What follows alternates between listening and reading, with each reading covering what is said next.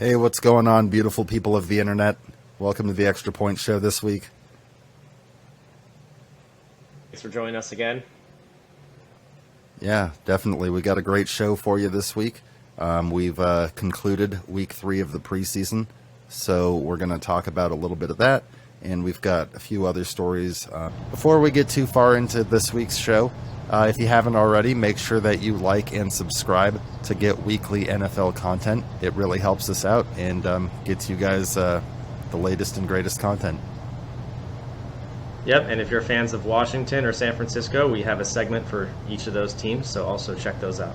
Probably first most pressing story, if you want to go ahead and take that, bud. When a player gets injured or potentially killed or something. Watson Jr. was shot in an attempted carjacking. The fatal so far, and they've said that it looks good for him. So are with him if you do those things. Yeah, definitely T's and P's with him and his family, and we'll definitely get more into that in a little bit. But from what we understood, non-life threatening injuries. He was shot, I believe, in the leg, and they said the glute. So, yeah. But yeah, definitely. I mean, I guess the ass is probably one of the better places to be shot because it's a meaty area. If you're gonna get shot somewhere, I mean, you got a lot of meat there. It's like if you got to pick one place, it's like, well, it's probably a rough recovery, but at least it's it's not really threatening to your body in any way. Well, I'm hoping that the one in his leg was. Sorry, what? No, go ahead, bud. And his leg didn't hit anything, any tendons or things that are important in terms of being a running back and playing in the NFL. I mean, that would suck if his career ends because two people, are. Yeah, and I wanted to talk about this more because I wasn't sure if you'd heard this yet, but Ron has talked to him, and we'll cover this more in the Commanders segment as well. But Ron went and visited him last night in the hospital. He said he was in good spirits, and he actually thinks that there's not a timetable on return, but he could actually return to the Commanders this season and play.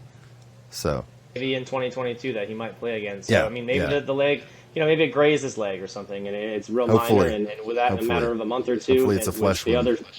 And hopefully he'll be all right. It sounds like it based on what we've heard so far, but really some scary news and like shocking news. You don't expect to see these things, like, and then all of a sudden. Yeah. And Brian Robinson Jr. obviously a bad motherfucker because, I mean, one thing that I will also include before moving on is the suspects did leave on foot. So they did not get his Dodge Charger. So obviously he was able to, despite getting shot, fight them off and, the hell of a running back. How they didn't at least get the car. Like, I mean, dude, you're going to go and shoot someone. I mean, he's a phenomenal looking running back. I mean, he's he looks great. I mean, I'm sure he imposed his will upon those men in some way. It's always sad, but like when it's on your team and you got a young player that looks real good, and then something like this happens, it's like, come on, man! Like, hasn't this team taken enough? Yeah, absolutely. You would think so for sure. And like we said, preseason wrapped up. This is the next thing we'll cover. There were, as there are every year, there were some quarterback competitions. I think 3 major ones that I could think of. We had Carolina, where it was Baker and Sam Darnold. We had Pittsburgh, where it's between Trubisky, Kenny Pickett, and Mason Rudolph. And then we had the Seattle, Drew Lock, Geno Smith. So 2 of those 3 battles. The least interesting one, that last one. Seattle is just rough all around, man. You're like, it doesn't really matter which one they pick. Yeah, I mean, it's a tale of 2 shitty situations, from what it would seem. Although Geno did play good football for them situationally last year. So, yeah, we'll talk about that. So, first one, as we kind of expected, Baker won the starting job over Sam Darnold. And subsequently, in the final preseason game, Sam Darnold injured he got a high ankle sprain, dreaded high ankle sprain. We know all about that. And he's going to miss 4 to 6 weeks. So Baker will be starting. He won the starting job anyway. It was announced before that game. but that lines him up to start week 1 against the Cleveland Browns, his former team, which might be one of the more interesting games of the season. And honestly, like, I'm going for the Panthers in that one because, you know, they did that poor man dirty. I mean, you gotta cheer for Baker. To respect the Browns a bit. You know, they've always just been kind of a joke, and with Baker, and then the last few seasons, like, all right, okay, Browns, your name's still Right. really, really dumb, but like, you know, I mean, with Commanders, I mean, how much can I talk? But I still think Commanders is better than Browns. You know, I think pretty much any name in the NFL is better than that. But yeah, they definitely did him You dirty. just don't like the Browns name, do you? I mean, it's just not. I mean, they got just like a brown helmet, man. Like, come on, it's literally the worst logo team name in the entire NFL by far. Like, what do they have? The dog pound thing they have? Isn't that like the thing they have? Yeah. They The call their- dog pound's pretty cool, but like, I don't know why they got you that know. at least. Doesn't make any sense though. Like, none of it just does not make any sense. I'm sure there's some meaning behind the name I'm just unaware of, but like, I'll it's have just to ask odd. Flynn more about it because he would probably. oh, is he a know. Browns fan? Yeah, he's Oh from God, Ohio, I hope so he he's- doesn't watch this. Oh shit. No, he oops. probably will, but it's fine. My bad, Flynn. But like, come on, you know it's true. Come on, man. Oh, I'm sure he does know it's true. He knows it's true better than anybody. He's been following it his whole life. Like, he's lived a life of at least sports depression, because then, you know, he got LeBron James. Him, man. I'm right there Yeah. with him, dude. Yeah, Look, that's look true. at the team I like. My Well, entire well- I'm 31, and my entire life, other than like the first year or two I was alive, the team has been pretty much garbage. So Well, the Washington Wizards didn't get LeBron James twice, and then he left twice. So, I mean, Cleveland still does have that as well as all their football futility. But yeah, so we announced Baker, so that's going to be a huge headline for week 1. I'm excited to watch that game. Also, I'm definitely with Baker on that game. Like, I hope he Yeah. wins that game. I stand with Baker. I'm going to go get a sign and put it in my yard. Yeah. I like the Browns colors. I stand with Baker, and like I don't know. Yeah, there you go. Some, Maybe we can get a shirt made. Maybe get, like get the merch Ukrainian made. flag, but like do it with, Yeah. with orange, different shades of orange. Yeah, that's kind of what I was thinking. Yeah, exactly. And then the other one, it wasn't Pittsburgh Steelers fans, so your starter has not been named. Mike Tomlin has said that, you know, he'll announce the starter when the time's right, which, you know, 13 days until the season opener. Who knows when he's going to make that move? But they've all looked pretty good at points. I mean, I think Kenny Pickett and Mason or Mitch Trubisky. I don't know why I said Mason, because Mason Rudolph, but it's probably either going to be Mitch Trubisky or Kenny Pickett. They've looked the best, I would assume. I wouldn't be surprised if they go ahead and just try and start Kenny Pickett if they really think that he can handle it in an actual game. I wouldn't, because he has looked good. I've heard a lot of good things about him. The Steelers fans, Yeah, are pumped that he's they been got really him, so. exceeding expectations. Absolutely.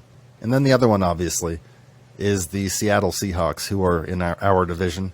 So obviously, I've got pretty vested interest in that one, since we play them twice a year. But they ended up going with the guy that knew the offense a little bit better, Geno Smith. He's been Russell Wilson's backup for the last few seasons in Seattle, over Drew Lock, the guy that they acquired in the trade for Russell. So, I mean, I guess you could say not surprising, but, I mean, neither one of those options was going to be super flashy anyway. I mean, going with the guy that knew the offense kind of makes sense. I would agree with that for sure. I mean, Drew Lock is no Yeah. spectacular quarterback in any terms. So, if I was them, I would think to do the same thing. It's like if we had Taylor Heineke and we get some other random backup in, and it's like, well, he's played a season, so like. And honestly, I know most fans really like to watch him. Maybe that's not the best example, but I know Geno Smith has a little bit of Russell Wilson in him, like a little the way he plays, somewhat. Not like Russell, but you know what I mean? Like similar play style. And Geno started a lot of games. He used to be the Jets starter for a couple years. So, I mean, he does have starting experience. He's got experience then, okay. Yeah. He came in as a second-round pick. Yeah, so, I mean, we'll have to see. I mean, he came in, I think, when Russell broke his finger last year. He started like 3 games, and he was 1-2. But he played really good in those games. I mean, you know, Seattle just didn't have the best team overall, obviously. But, yeah, it remains to be seen what happens. But, I mean, I'm certainly not scared of Geno Smith. I'm fine with that decision. I wasn't scared of Drew Lock either. I mean, I've seen Drew Lock have opportunities in the NFL, and he's fallen flat more often than not. Be one team you won't hopefully have to worry about as much. I mean, our division's tough enough, so fuck yeah. Yeah, I mean, exactly. If we don't have so to deal with the Seahawks, one team goes much, like then 4 and 13 now because there's 17 games, right? Yeah, there's 17 games. Yeah, I had to catch myself on that. Pete's a sneaky, crafty motherfucker, though. I mean, I could see Pete even in a bad season trying to sneak out 6 or 7 wins. I mean, he's never had a worse season than 7-9 since he's been Seattle's head coach. Yeah. But he's had Russell Wilson most of the time, hasn't he? Or all of Yeah. that time, I think, actually. I'm not sure, but I think it's been... He might have had a different quarterback his rookie or his first season there. His first season. But I know most of his career, he's always had Russell Wilson. That's one thing about those coaches that are regarded as really, really great coaches, but they've always had really, really great quarterbacks at the same time. So you're like, well, are you a great coach, or is the player really just that good? Right. And I think that was kind of the thing that everybody questioned Bill about. And then, it's like once Tom left, it's like, well, can Bill still win? And he had that one down year when he had Cam Newton as his quarterback. But Cam Newton wasn't designed to run Bill Belichick's offense. I think we both know that. I mean, Cam's Cam, but, he's... But it shows you that it's the ability of the players that they have ultimately that really shows what... It doesn't really even necessarily show how good the coach is. It's just if the player is good and they win, then the coach obviously looks good. It's hard to really differentiate who's doing how much in those situations. Coaches get all this high regard. It's like, well, you coached Tom Brady your whole career, so yeah. But yeah, you are right. It doesn't hurt. Yeah, that certainly doesn't. Yeah, so he Pete did have Matt Hasselbeck for 1 year. Okay. So that's what I thought. Geez. And then Russell came in the next year because Pete took over in 2010. He was on the Redskins, right? Matt Hasselbeck? Tim. Also? His younger brother, Tim Hasselbeck. Oh, that's right. It was Tim. Yeah. Oh, thank you. That's right. Yeah. I knew the name sounded familiar, though. Yep. You're absolutely right, though. Timmy. Yeah. And so, okay, I think we covered that. When Pittsburgh names their starter, we will certainly announce that. And let's get into the... Go ahead. I was going to say the Deshaun Watson thing. I thought we already talked about that. We did. I just wanted to touch on it briefly. We obviously covered this on last week's episode, so if you saw this, you know that we were talking about the Deshaun Watson situation in depth last week, so go back and watch that if you haven't seen it. However, last week we mentioned that obviously the NFL was debating reviewing his punishment. It was at 6 games. They did come up with a decision on that, and he is now suspended 11 games, plus a $5 million fine, and he is required behavioral training before he can be reinstated, which probably isn't the worst thing. Probably not. I'm trying to figure out right now because I read something that after his suspensions, the game that he would be eligible to come back would be against Houston. I don't know. I think maybe that was before it was decided. I think they said if it was 12 games, then he would come back. But I guess it's 11. Because I'm looking at the list, and week 11 is Buffalo. It'd be really funny if it was actually his first game back right against Houston, though. But yeah, I think with 11 it wouldn't work that way, given the. Because 1, 2, 3. The bye week doesn't count, I assume, right? I don't think they count that. I wouldn't think so. Okay, so his first game, if it's 11 games, would be against Tampa Bay and then Houston. Oh man, he's got to come out there and face Brady. First game.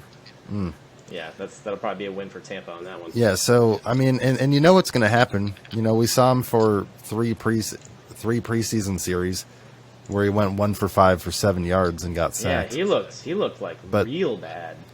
But yeah, and the fans were chanting "You sick fuck" and "No means no" at him, and we'll put that clip up here on the screen because that's they were chanting that pretty loud. You sick fuck! You sick fuck! You sick fuck! You sick fuck! You sick fuck! You sick fuck! You sick fuck! No means no! No means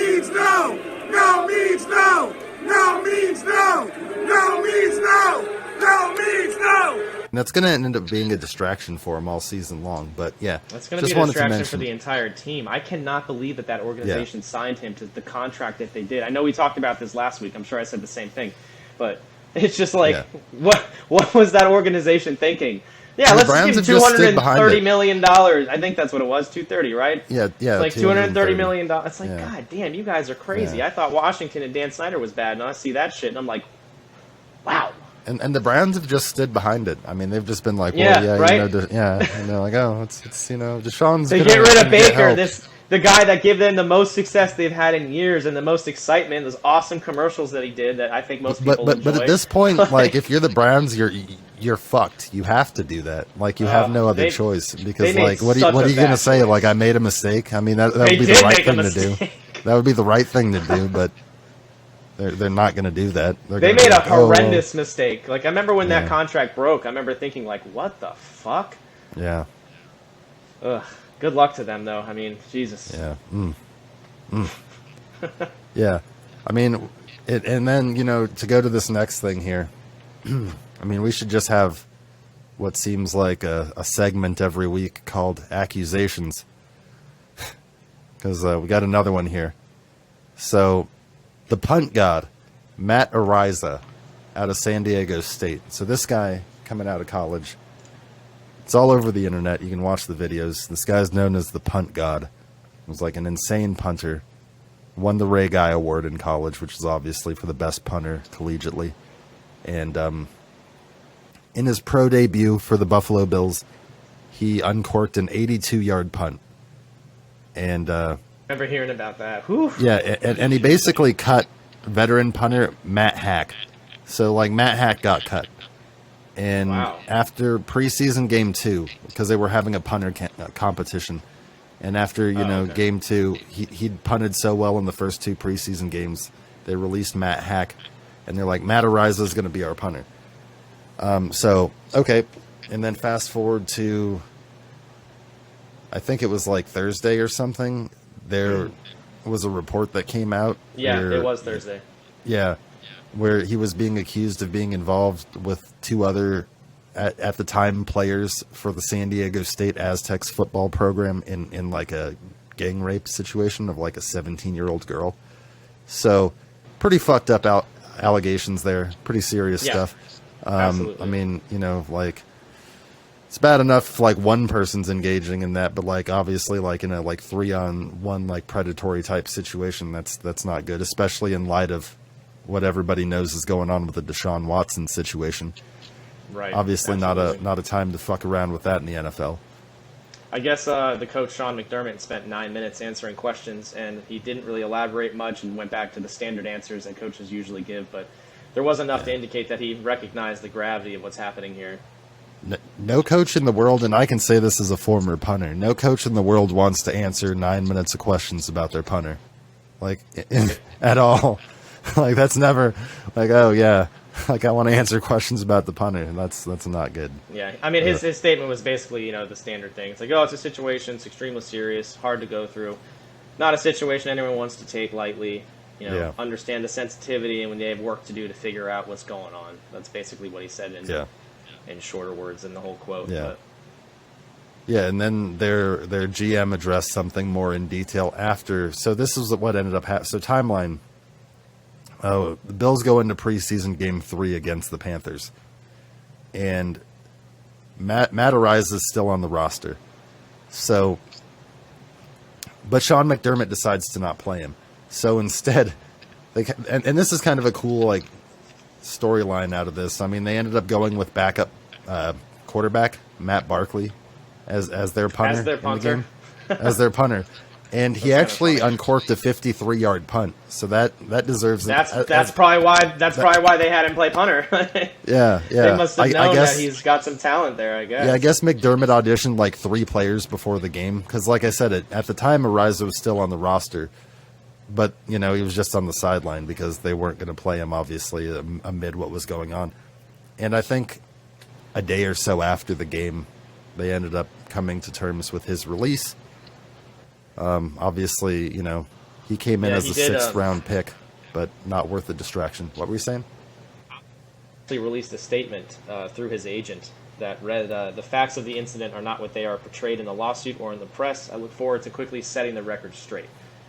So obviously the next few days or weeks are going to be pretty interesting to see what happens with those accusations. I mean, you don't know what accusations, if they're real or not, until things are more investigated. So I mean, hopefully for everyone's sake, maybe it's not true, but God, if it is, that's another NFL player doing some more Deshaun Watson shit, like you said earlier. It's like we don't need any of that. Like,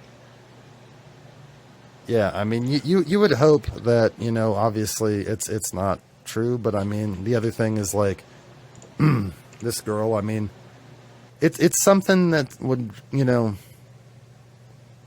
3-on-1, like, the party situation. I don't know if you like read the details of like what she said happened. Like it's a pretty strange story to just make up.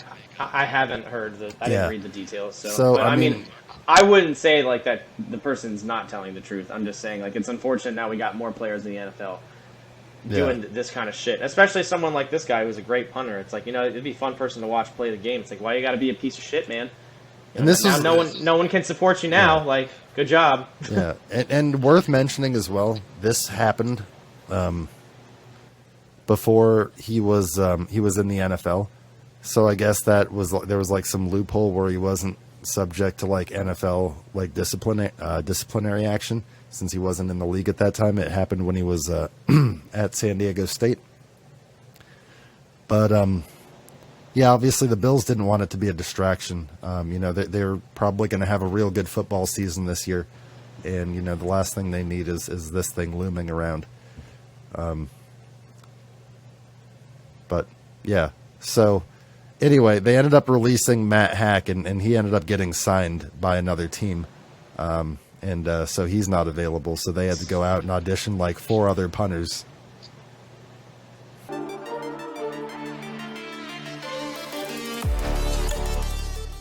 We also got a little funny Tom Brady news. Since I live so close to Tampa, I'm going to be the Tom Brady correspondent today. Yeah. So there were some questions about the amount of time that he took off. He took about 11 days off, and there were some questions regarding that. And his response to it was pretty funny, because he said, I'm 45 years old. I got a lot of shit going on. What do you expect? So, which I think is really funny, because when you think about it, most NFL players are a lot younger and don't quite have as much things going on as Tom Brady does. I mean, he's 45. He's got, 3 kids, I think? Yeah. So he's obviously got, and they're much older, given he's 45, so he's got a lot going on. I thought that was just a funny response, Oh, you're taking off all this time. It's like, why would you even bitch about Tom Brady taking 11 days off, given how good he is and has been his entire career? Like, just let the man do what he does. Like, yeah, I mean, Tom probably doesn't, he's one of the guys that doesn't need the reps. B, it's his 3rd year in Byron Leftwich's offense. So, I mean, this has been the offense he's been in for the last 3 seasons, and obviously he's more than mastered it to this point. Mm-hmm. We know what he did last year, leading the NFL and everything with over 5,000 yards. But yeah, I mean, he ended up like playing. I mean, I think we both talked about it. We didn't think he was going to play a snap in the preseason. Yeah, not at all. When you just mentioned that to me a bit ago, I'm like, really? He did play? Wow. He was 6 of 8 for 44 yards. Played 1 drive, and led the Buccaneers down the field to kick a field goal. It's a solid drive for 1 drive. I mean, shit. Yeah. So he came in, and it was against the Colts, by the way. Led him down the field, and then he came out, and I think Blaine Gabbert came in, or Kyle Trask, one of them. But yeah, I mean, it's understandable that he would have stuff going on, and obviously this isn't anything to be concerned about, because obviously he's going to be fine. I mean, he played 1 series, and he looked. He looks great. I don't understand why anyone. Why would you complain about that? Like, come on, man, you already got Tom Brady. Like, just let it be. He's 45. He's still playing. Like. Yeah, I mean, and I don't know that anybody's really complaining. I would hope that none of the Tampa fans have been complaining about it from a standpoint of that. But maybe this is just the media really Possibly. what's going on with Tom, because the media likes to blow things out of proportion a lot of times. And I know that he was the tweet was in response to some comments. I don't remember where they came from exactly, but something about him being taking 11 days off. Okay. But I don't remember the source of where that came from, because obviously there's a reason he sent this tweet out, in response to why he took the. I just don't remember who it was initially that said that. But you're right. It probably was just the media saying like, "Oh, Tom Brady takes 11 days off." Like, why? Yeah. Let me see what it says here. So yeah, he addressed the media for the first time since returning to the club earlier this week, and then this is what you were pretty much saying. It's all personal. Everyone has different situations they're dealing with. We all have really unique challenges to our life. I'm 45 years old, man. There's a lot of shit going on, so you got to try to figure out life the best you can. It's a continuous process. So, and then he offered no details on the hiatus, which he really I wouldn't expect him to. If it's a personal detail, why should he have to share that? It's Right. not relevant. He's going to go out there and start winning games. And they've got the Cowboys first. That's their first game. Oh God, then go Bucs. That'll be a good Yeah. one. I can root for them that week. Yeah, it's the second straight season they opened up against the. I don't know if you remember, but they opened up against the Cowboys last year in the season opener. I did not remember that. That's an odd coincidence. The The Buccaneers- NFL schedules have been weird as hell. Last year, the Washington schedule was just goddamn awful. It was like 5 division games in the last 6 or some dumb shit like that. And what are the chances that the schedule came out before these trades happened, but there's 2 big ones that I can think of. Obviously, as we mentioned earlier, Panthers, Browns. It just happens to be Baker's returning. Or Yeah. no, it's not Baker returning because the game's in Carolina, but Baker playing his former team. Playing his old team, And then right. the other one is Russell Wilson gets the Broncos Seahawks week 1. It's like how does that happen? And then Deshaun Watson almost got the Texans on his first week back. Yeah, almost. I don't know if we've ever mentioned this at any point in the show, but something else that happened during the break. The Buccaneers signed Julio Jones. Did you know about that? They ended up signing Julio. So Yeah, okay. Yeah, I remember we mentioned earlier in the offseason that Tom was trying to recruit him on Twitter, but they ended up signing him late. And, that adds another element to the Buccaneers offense with Mike Evans and obviously Cameron Brate, the tight end. And they've got Leonard Fournette at running back. They've got Scotty Miller. They've got, a few other receivers and pretty good players. And Tom Brady, who's probably the best offensive player that they have. Dude, he's like a coach, man. He's recruiting him on Twitter, and then they sign him. This motherfucker. Yeah. No wonder he always wins. Tom Brady can get a lot of people to, come and want to play there. I would assume that, a lot of those quarterbacks can. It's just, his situations just tend to look a little bit more desirable. Yeah. Well, he takes that low pay cut, man. There's more money for the rest of the team, so it's always that's true. That's team. Probably the you difference. get to play with an elite quarterback, and then you also get you're going to probably make more money because he's not a gritty ass. Multiple upsides there. You can't go wrong with that. The opportunity is to sign more players. I was thinking that probably is the difference versus Aaron, there's a lot of appeal to go play with Aaron Rodgers because he's great, but obviously Aaron's contract is what it is. There's a lot of players that would probably want to go play with Kyler Murray, but now his contract is what it is. So exactly. It's man, that's. If you're the best receiver on a team or the best tight end on a team, you're probably still going to get the same payday you would either way. But when it comes to the rest of the players on the team that aren't the absolute elite that you have, I would imagine that it's just they're going to get less money, and then they're not going to be able to retain as many players as to have as backups that are good. With the more money you have to invest in your lower tier players, the better that they hopefully will be. Yeah, no, absolutely. And the next thing to cover this week is we lost legendary quarterback and Kansas City Chiefs legend Len Dawson at 87 years old. He was the Super Bowl winning quarterback in Super Bowl IV in the 23-7 win over the Vikings back in 1970. Obviously, if you're not sure who he is, I'm sure you've all seen the picture of the quarterback smoking a cigarette during halftime with the beer at his feet. So it's that guy, which is just a legend in every respect. Yeah, that's legendary status right there. The man, just smoking a stogie as he drinks a beer at the halftime of the Super Bowl. That was truly a different time in American football for sure. You could definitely get away with some different shit. But, want to take a moment to honor Len Dawson. Like I was telling you, I lived in Kansas City for a few years, so he was doing the nightly news sports. So I got to know him from, obviously, him playing in the 60s and 70s. I never personally saw him play other than, films on like NFL films.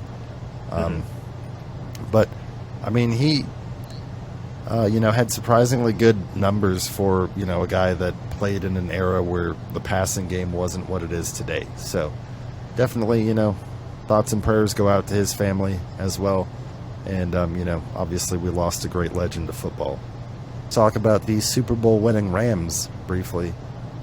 So the Rams got matched up. You only want to talk about the Rams for one reason. Yeah, well, I mean, I'll talk about them for whatever's relevant, but obviously if things are going shitty in LA, I'm a lot more excited about it, naturally. Right. So, yeah, the Rams got matched up with the Bengals in a rematch of last year's Super Bowl, in a game that ended up as a 16-7 Bengals preseason win in an unspectacular preseason game as one would expect. I don't think really anybody of major note played on either side, but there was a lot of action on the practice field between the two teams. A situation that forced the joint practices to be ended early after several fights broke out. One involving Leonard Floyd, and probably the most notable involving Aaron Donald, where he went. Not surprising, since Aaron Donald is kind of an asshole with an anger problem, but Yeah, I've seen a lot of people say that. It's like, does Aaron Donald just have an anger management problem? Because no, he does. He does. Yeah. I mean, the way that he got so salty about the Debo situation, like he gets like legitimately angry. Like a lot of players will get frustrated if they're getting burned, but he gets like dangerous almost. It's like right. Yeah. And yeah, from what I understand, he took a Bengals player's helmet, like one of the Bengals offensive linemen's helmet, and took a swing at him. And obviously, at that point, the coaches, Zach Taylor and Sean McVay, decided, for the best interest and health of the teams, to just call practice early. I guess everybody escaped without injury, which was lucky. But yeah, I mean, obviously the situation a couple years back with, Pittsburgh and Cleveland comes to mind with Mason Rudolph and Myles Garrett, where you remember that, right, with the helmet, where he took off his helmet and swung it at him? Yeah. I mean, those football helmets, if you've ever, I mean, they're very hard and pretty heavy. So yeah, that's going to hurt, man. Definitely bloody somebody up with one of those if you get them good.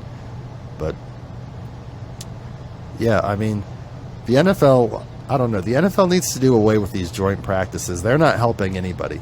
Like, I understand that it's good to scrimmage against another team. I get that it's something different after all the weeks of training camp. All you do is you play your own personnel, so you're getting to see somebody different. But that's what the games are for, man. That's what the games are for. Like, let's do away with this. And that's what preseason's for. There's 3 damn preseason games. Yeah. Let's do away with these joint practices. They do more harm than good. Also, whose idea was it to put the Rams and the Bengals together, who just played a Super Bowl? I mean, like, really? That's literally like the worst two you could put together. Makers. What are these people doing? Smoking crack and just playing darts with, like, god damn, man. Like, it might be freebasing the crack and just, writing the schedule. It is what it is, brother. Doesn't make any sense. Yeah, but I mean, that's the news. I mean, I think for the week. I mean, can you think of anything else that we're missing? Not other than covering the Niners and Washington stuff and the other segments. I think that's about it. Yeah, so join us for that. We've got the Commanders Countdown coming up next. cover that last preseason game and Sam Howell's performance? Absolutely.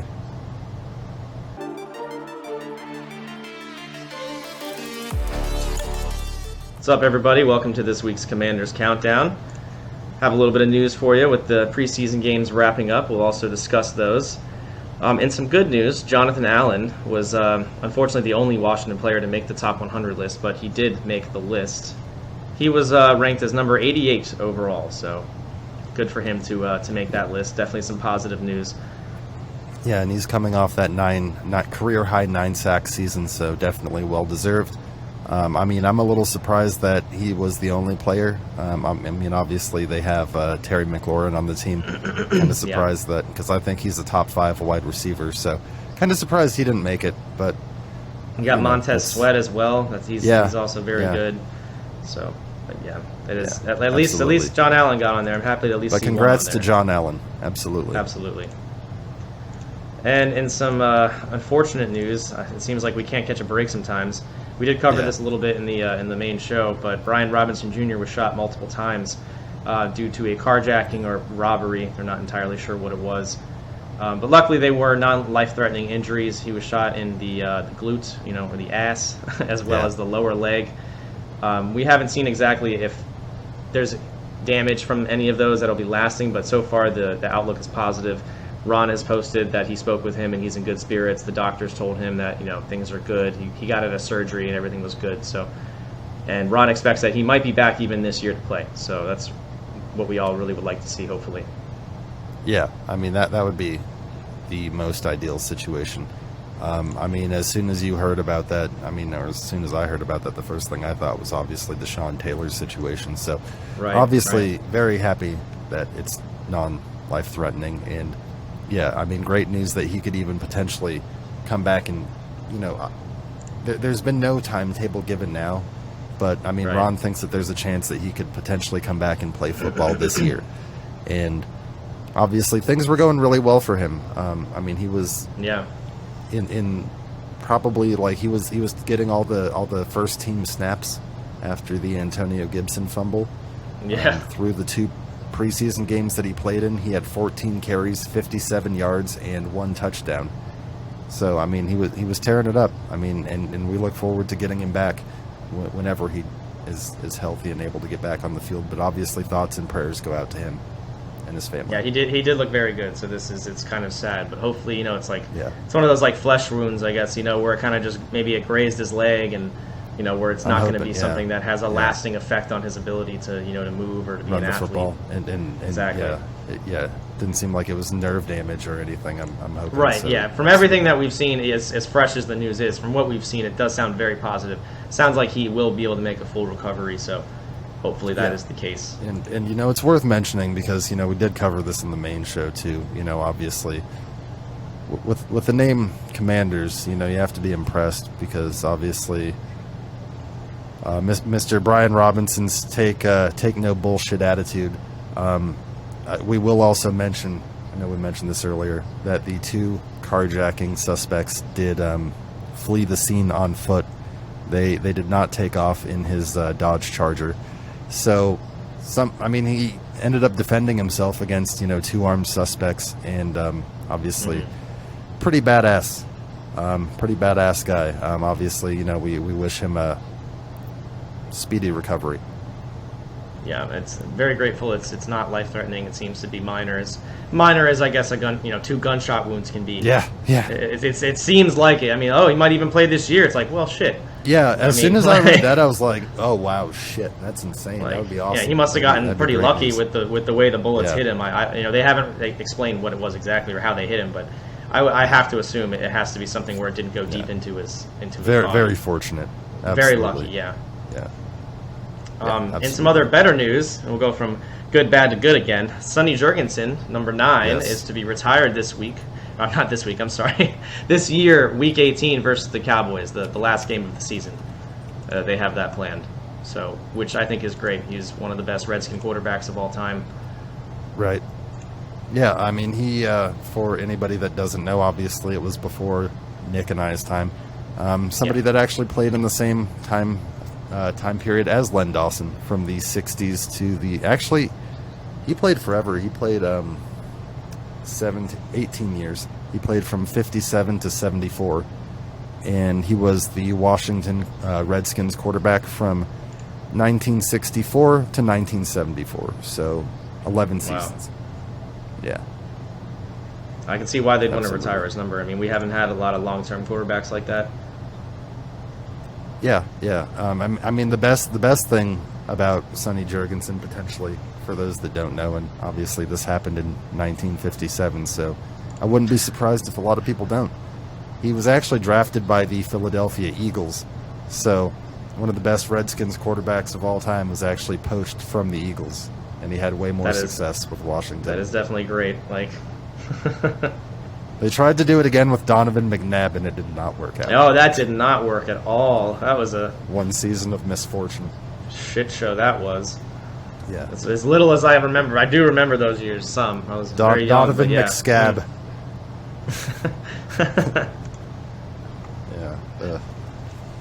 Yeah. Yeah. So But yeah, that's number 9. basically.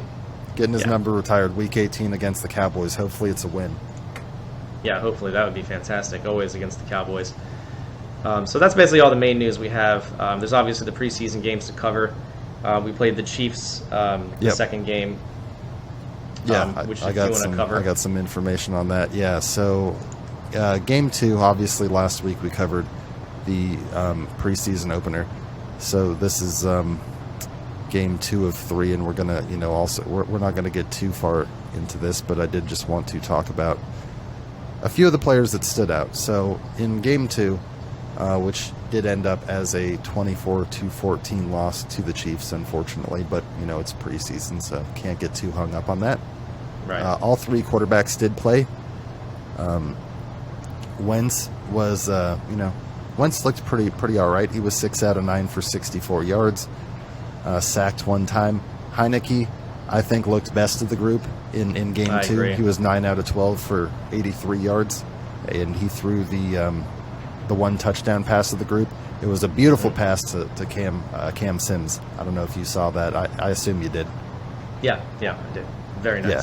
So it was a gorgeous pass. It was an awesome pass. Like, it was right where, and in the end zone, you want to throw it to where only your guy can get it. So he did. Yeah, he that did was like great a with that. perfect pass. Like Yeah. it's always exciting to watch him. I don't know what it is, but And then Sam Howell also played after he tore it up in game 1.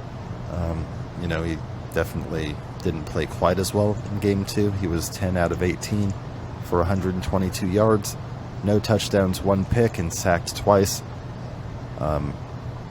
So yeah, like we said, Taylor definitely looked the best of the 3 quarterbacks on that day. Brian Robinson Jr. was the leading rusher with 8 carries for 31 yards. Gibson had another rough day, 2 carries for 3 yards. Exciting, that's though. that's why he's going to be returning kicks from now on, at least for a while. Well, I mean, yeah, who knows if that's going to change now with Brian Robinson getting injured.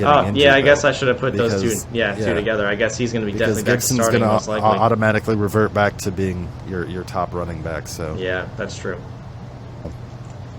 But yeah, that kind of leads into what I want to talk about with the Ravens preseason game, which I can't even believe it was a 2-point game. Given the Ravens 23 win record, I did not expect that. But Sam Howell played the entire Ravens game. Actually, sorry, try go to ahead. win in the preseason, which is shocking. Yeah, I don't know why they care about that at all. But overall, though, Sam Howell looked good the entire preseason. He did get to play the entire last game, albeit against backups. But his overall stats were 43 of 69 for 547 yards, 1 touchdown, and 1 interception. And he also had 94 rushing yards and 2 touchdowns during the preseason games. So it's 4 touchdowns total with the rushing touchdowns. Okay. Yeah, not So- bad, not bad. Not bad at all. I know that mean, he did get sacked 5 times, so I think a total of 7 times between those 3 games.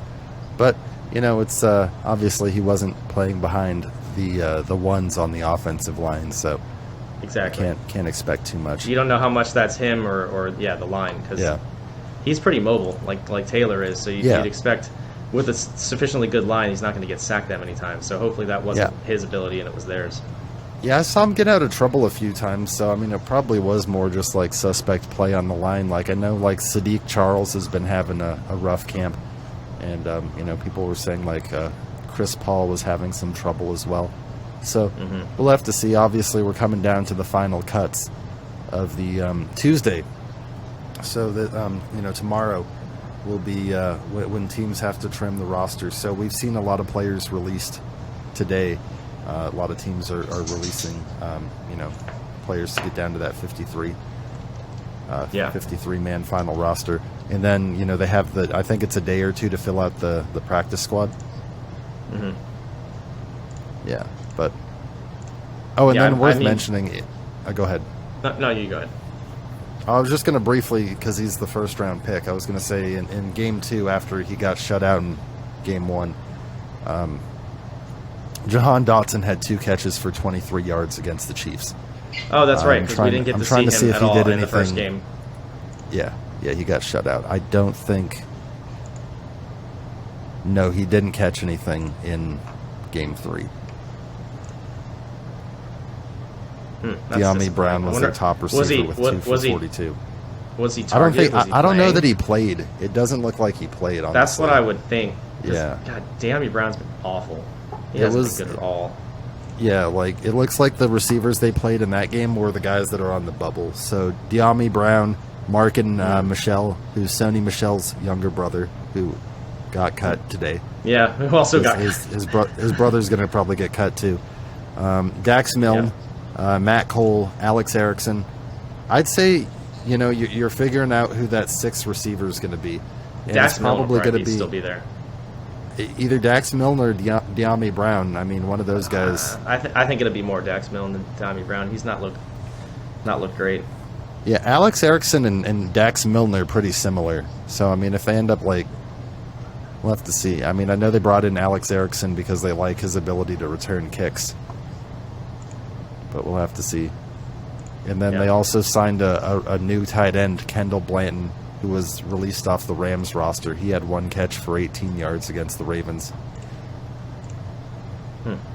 Never heard of that guy. But he was probably brought in to kind of fill out the room at tight end. But I think they've got pretty good players at tight end now. I mean, obviously, I know Cole Turner, their rookie, has been banged up, but obviously they've got Logan Thomas coming back. They've got John Bates.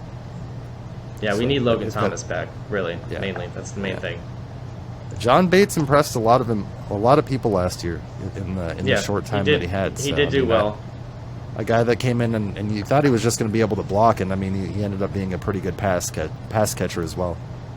Yeah, still need Logan Thomas back, but you're not wrong. Oh, for sure, yeah. He's if anything, he's a complimentary player. He's definitely not. It's like with us. It's like Kittle, and yeah, exactly. That's what I was going to say. Just same kind of thing. When we have to start Ross Dwelly, it's not a great game, but it's like it's good to have him as a complimentary player. Yeah, with Kittle, he's good. He's great. It's nice to have him there, but if he's the starting tight end, you're like, because Kittle, like Logan Thomas, he draws the coverage. He's going to draw the coverage, and then Dwelly and Bates are going to get those opportunities. Yeah. But yeah, I mean, we'll let you know as far as the final roster cutdowns go, and who ends up making the final roster. Obviously, there's a lot of guys on the bubble.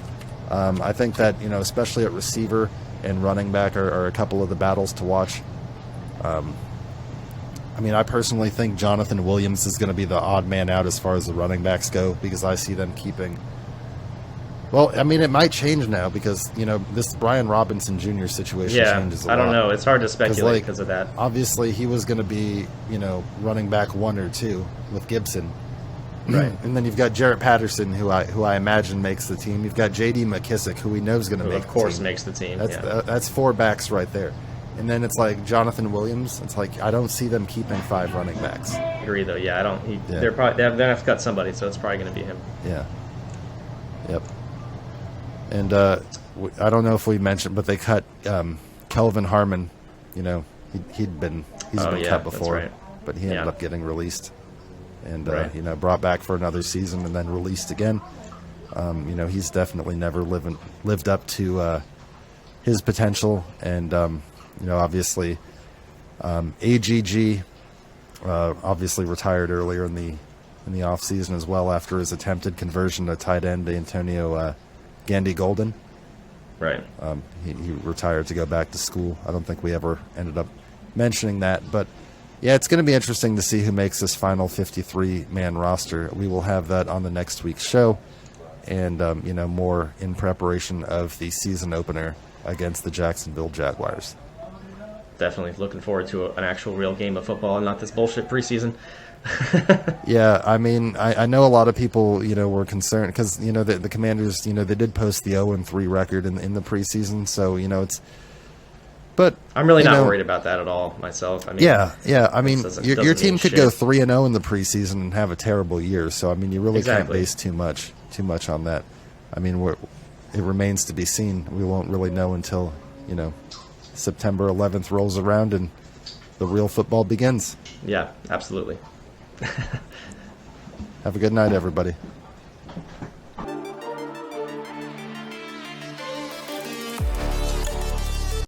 Hey, what's going on, faithful? Thanks for joining us again this week on the Niners News Update. If you haven't already, make sure that you like and subscribe to get weekly Niners content as well as content from around the rest of the NFL. This week, probably the biggest news to cover, and it actually just broke moments before. Yeah, we got started lucky this recording. time. I feel like we should mention that. Usually we do this shit and like huge news will break literally the second we're done, and it's like, or like maybe like an hour after we're done, and it's like, really. And this, I noticed this on Facebook, like I don't know, like 5 minutes before we started. 5 minutes before we started rolling. Yeah, absolutely. So that huge news being, of course. It's been debated all offseason what's going to happen with Jimmy, and now we finally know. Jimmy is coming back for another year with the 49ers in an unexpected twist. The 49ers have agreed to restructure Jimmy's contract, so his new deal is worth $6.5 million, fully guaranteed. Incentives, obviously based off of playing time, can push that up to around $16 million. So this reworked deal also lowers Jimmy's cap hit from the $26.9 million to about $8.5 million. So that leaves the Niners, who were very cap strapped.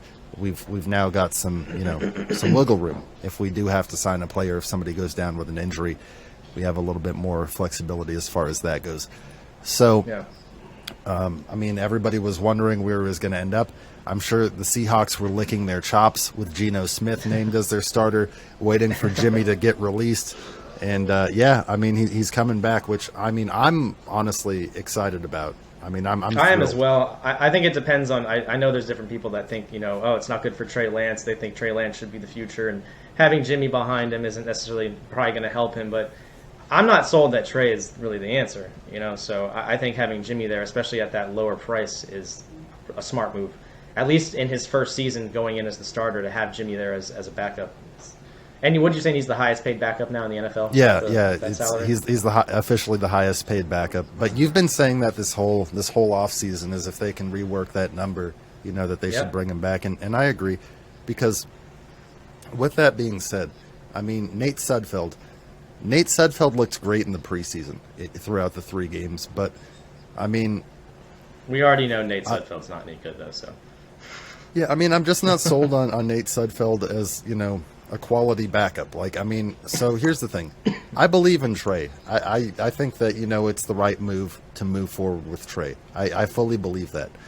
But I've always agreed with you, and I know we've both been saying the same thing. Like, if we could keep Jimmy, I would much rather have an experienced backup, a backup that's, done it in big game situations. So, Trey, who plays, he runs a lot, so he exposes himself to a lot more hits than the average quarterback. So, I mean, if God forbid he gets injured, I mean, I would much rather have Jimmy than Nate Sudfeld or Brock Purdy. I mean, nothing against either of those guys, but, Jimmy's done nothing but win for us since he's been here. yeah.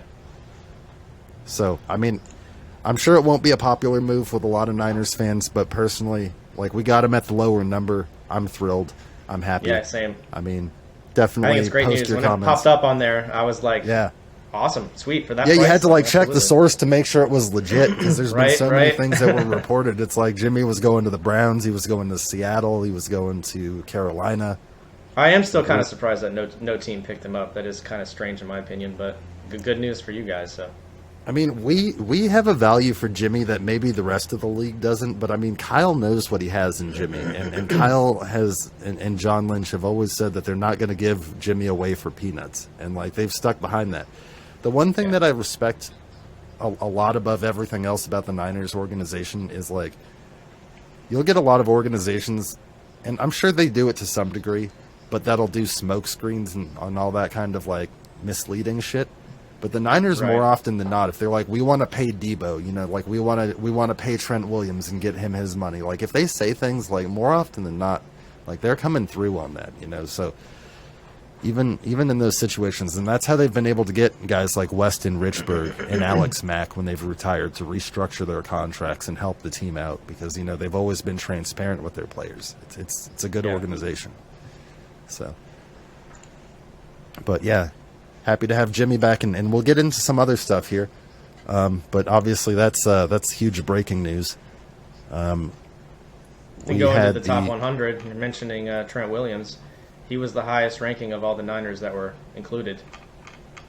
At number 14. Yeah, absolutely. Trent Williams obviously getting his just due, deservingly so. I mean, that man is an absolute monster. I mean, I just saw like a clip recently that I was reminded of. I don't know if you remember this, but like do you remember in the playoff game against the Packers where they sent him in motion as a tight end and he just like totally ran across the formation and like cleared somebody out and just like pancaked somebody? It was like I think it was a linebacker. I think it was Zadarius I don't know. Smith. I don't know if I remember it offhand now. But yeah, it's pretty impressive that a man that big can move that fast. I mean, he's an absolute monster. So. He deserves his 99 rating, and he deserves that number 14 on the. There's one here I do have a bit of an issue with. They got Deebo Samuel at 19, which I'm very happy for him for that. But Terry McLaurin seems like he's about as good as Deebo, so I'm a little confused how Terry's not on the list anywhere. But that's a personal gripe, I guess. So, I mean, I'm gonna be unbiased as hell. I mean, obviously, I love Deebo, and I'm extremely happy to have him back. But I think I think Terry's a better pure receiver than Debo as a pure wide receiver. Now, is that to say that I would rather have Terry than Debo? Not necessarily. I mean, I'd rather have them both if I could. It seems like Debo he works is like really well for the Niners. So yeah, Debo's a Swiss Army knife. I guess, yeah, exactly. It depends on the offense you have. We really, in the past, I mean, obviously with Trey, we're going to go downfield more, but traditionally we've had more of a horizontal passing game than vertical. So, Debo really, his ability to do things out of the backfield was huge.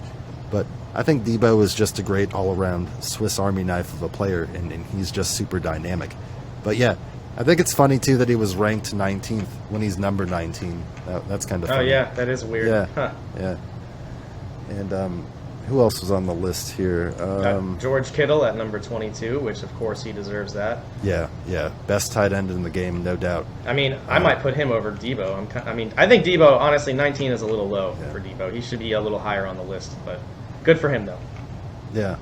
Yeah, I mean, congrats to him. I mean, I'm surprised that Terry didn't make the list as well. I know we talked about that earlier. But yeah, Kittle, I think did you get that thing I sent to you the other day where it showed like a bunch of other players talking about Kittle? Yeah, and they're like, it was talking about the top 100 thing and talking about how he plays. Yeah, and it's like, we love Travis Kelce, but Travis Kelce doesn't block like George Kittle. And Right. it's like, and I think that's the biggest comparison. Kelce's a monster at gobbling up receptions and moving the chains and catching touchdowns, but Kittle can do that too. Plus, he can road grade the entire. He can move linemen. Just pancake dudes. And he's 100 pounds less, and he still knocks them on their ass somehow. It's like, it's one thing to block a linebacker as a tight end or a DB, but he can block linemen. Like they'll put his ass on Aaron Donald sometimes. Like he is a monster. Yeah, on that video you sent me, there was some of him doing that. It's like, God damn, man. Yeah, he's phenomenal. He's phenomenal. And wasn't Juice on there too? Wasn't the Juice? Yeah, he was at 100. You got Jimmy Yeah. Ward at 96. Okay. Fred Warner was at 47, and then Nick Bosa was at 25. Yeah. So It's hard to argue with Nick Bosa being list. 25 with the 15.5 sacks last year coming off a torn ACL. It's like, I think I he's mean, fine. I agree with most of these except for the Debo one. I think Debo should have been more like mid-60s or something. I don't know, not 19, but That's a fair assessment. I mean, I think that, I don't have too much of an, like, I'd say his ranking, like, I could see him being in that range, but I definitely think Terry should have been on the list as well. Yeah. Because, I mean, Terry, I think, is a top 5 wide receiver as far as pure wide receivers in the NFL. yeah, absolutely. And, like, if you've got to have a receiver run deep on a DB on a route, I mean, I love Debo, but, like, Terry's ability to separate and makes spectacular circus catches, contort his body is, like, second to none. Like, I mean, he is so fucking impressive. Like, it's insane. Yeah, it really surprises me he didn't make the list. Like, I'm sorry to keep bringing that up, but it's I'd put him on that. He's on my list. Not that it matters. At least but, over the top 100. Like, come on, man, he's better than Kyle Juszczyk. I mean, it's a very different position, but goddamn, like. Juice is the best fullback, but I'm surprised the fullback is, made he the is. list because Right, fullback. they don't get used that much. It's kind of. Yeah. He does get used a lot though, much more than most fullbacks. But. Yeah. And we use him sometimes. We'll line him up as like a tight end and stuff. So he does a few other things. Plus, I think you remember he's held before. He's been the holder. Juice can do a lot of stuff. Sometimes we line him up in the quarterback sneak. But yeah, so that was the top 100. So we just want to give all those guys their props. Okay, so just to briefly get into the 2 preseason games. So after the first preseason game where we beat the Packers, we took our tour on the NFC North to Minnesota to play the Vikings and managed to come away with a 17-7 victory. In this game, Trey Lance did not play after he played 11 snaps in the preseason opener against the Packers. This game was all Brock Purdy and Sudfeld. Sudfeld looked real good, 13-17, 102 yards, 1 touchdown, no picks. Purdy was 14 of 23 for 128, no touchdowns, no picks, sacked twice.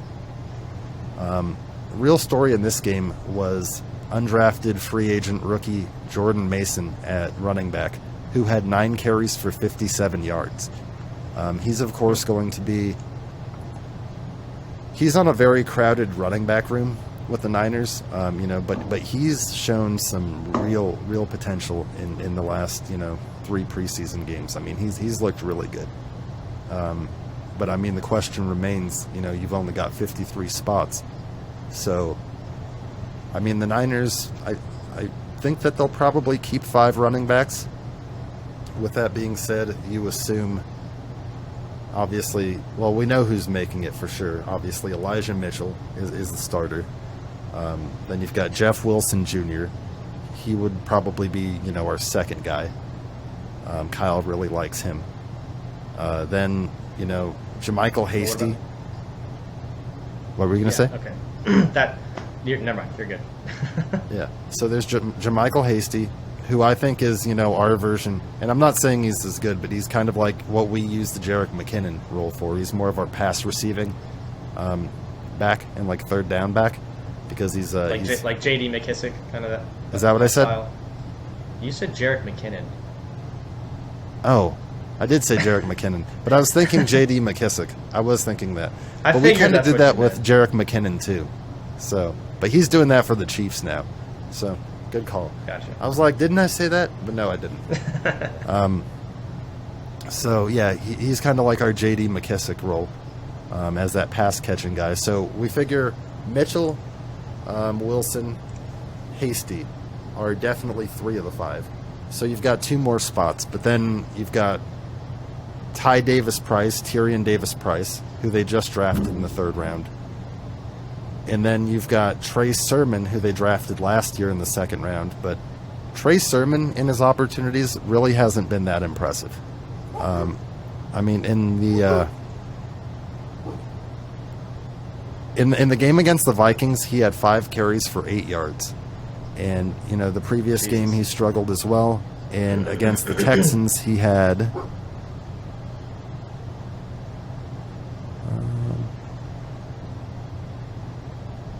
8 carries for 20 yards. So he averaged 2.5 yards. So definitely didn't look real great overall in any of the preseason games. I don't think he averaged over 3 yards a game let's see.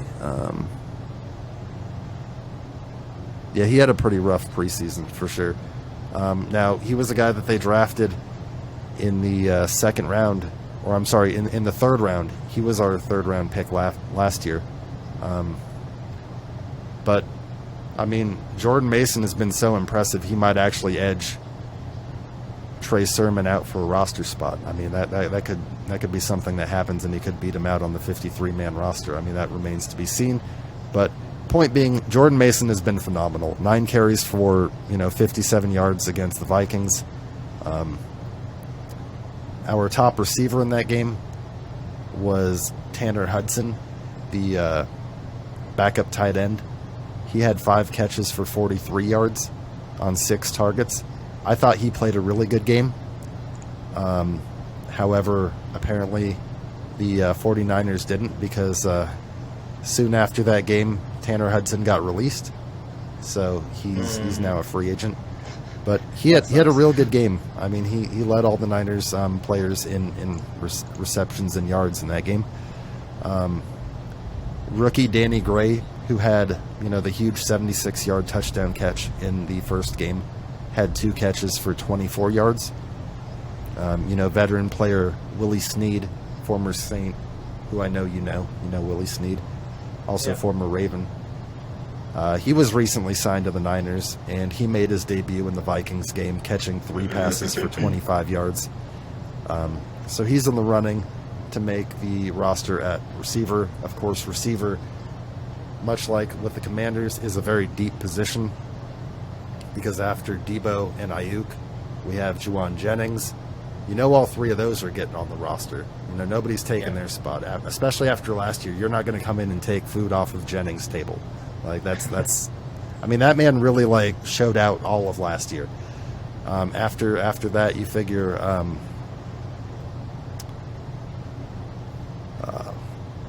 they have Danny Gray. I just mentioned him. I was like, why can't I think of that? He's going to be receiver number 4. And then they've got guys in the running like Malik Turner, Marcus Johnson, who's Willie Snead. So they've got several guys in contention for that spot that are trying. Also Ray McLeod. I don't know how I didn't mention Ray McLeod. So they just paid him a lot of money too, so he's going to make the roster. So you're looking at probably Debo, Ayuk, Jennings, Ray McLeod. How do you forget a guy like Ray? Yeah, I know. And then Danny Gray are probably the 5 for sure locks, and then they'll probably keep one more receiver. So remains to be seen if that's Willie Snead or one of the other free agent guys that they picked up. But we'll definitely continue to follow that as it gets closer to final cuts. Obviously, tomorrow, Tuesday, being the day that teams have to trim their roster down to the final 53, and then within a day or two, they have to establish the practice squad roster. So let's see here. Yeah, I mean, also just one more thing worth talking about. The Niners' defensive line continues to be a position of depth. We've got guys, vying for roster spots like Charles Amenihu, Samson Ebukam, Hassan Ridgeway, Jordan Willis, who's been good for us in the last couple seasons. We got him in a trade with the Jets. We've got Kamoko Toure, Akeem Spence, Alex Barrett. So all of these guys have been looking pretty good in the preseason. But obviously that defensive line is a super deep position. once you get beyond, Bosa and, Drake Jackson and all those guys. So a lot of wide open competition here. We will let you know more what the final roster looks like as that gets established. Just wanted to go over all that. Obviously, the biggest news is the Jimmy news this week. Yeah, definitely. I'm glad that happened. though. They needed him to stick around. Yeah, and I mean, and just in closing, that leaves.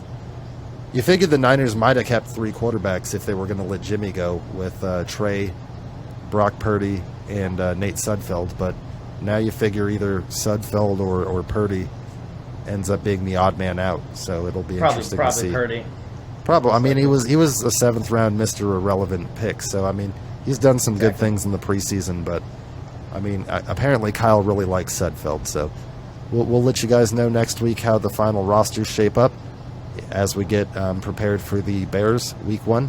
But like and subscribe if you're not already, and go Niners. Go Niners. All right, everybody. Hope you enjoyed the Extra Point Show this week.